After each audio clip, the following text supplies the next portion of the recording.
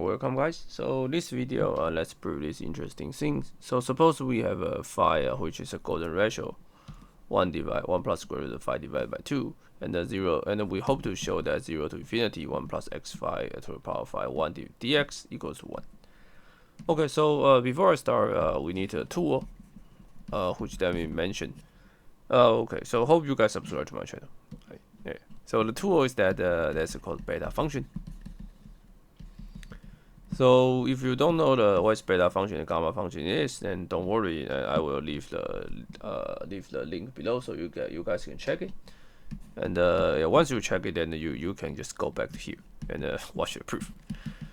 Okay, so I think every we only need this formula, this 1 plus y p plus q p minus 1 dy will the same as beta pq, which is gamma p gamma q gamma p plus q.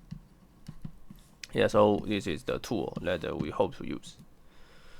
Okay, and the problem is that this problem is difficult that because this is phi, right? So if you want to use the complex analysis and residue theorem, then you will encounter that the complex, you will encounter the irrational power on a complex number, which is seldom, which is very difficult because you need to introduce a branch code.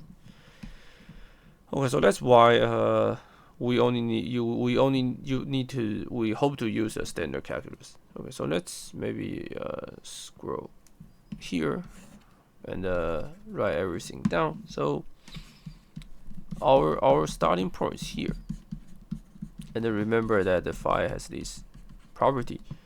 Phi is this, right? So let's say phi inverse will be half square root of 1 minus square root of 5 minus 1. Okay. And also phi square minus phi minus 1 will be 0, I think, right? So yeah.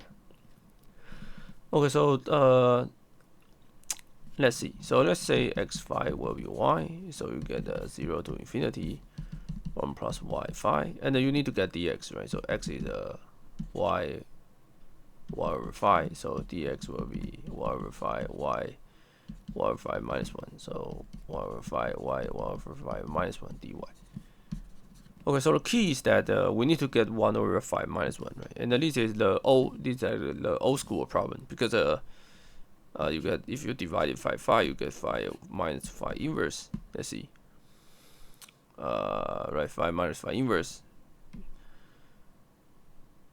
Sorry, you get, let's say you divide it by phi, so you get phi minus 1 minus phi inverse is 0, right? So you say that phi minus phi inverse will be 1, right? Minus 1 get 0. So this tells you that the phi minus 1 is equals to phi inverse. So this guy will be 1 over phi 0 to infinity y phi inverse minus 1, right? So phi minus 2 1 plus y phi dy, right? So now everything can be right in terms of phi.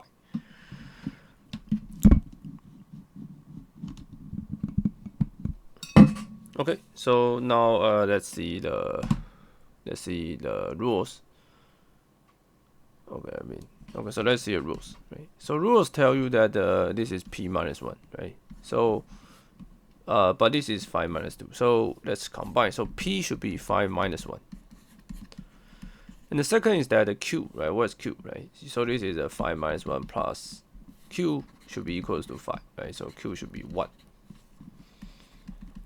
Okay, so the answer will be gamma phi minus 1 gamma 1 gamma phi 1 over phi. Okay, so this is our results.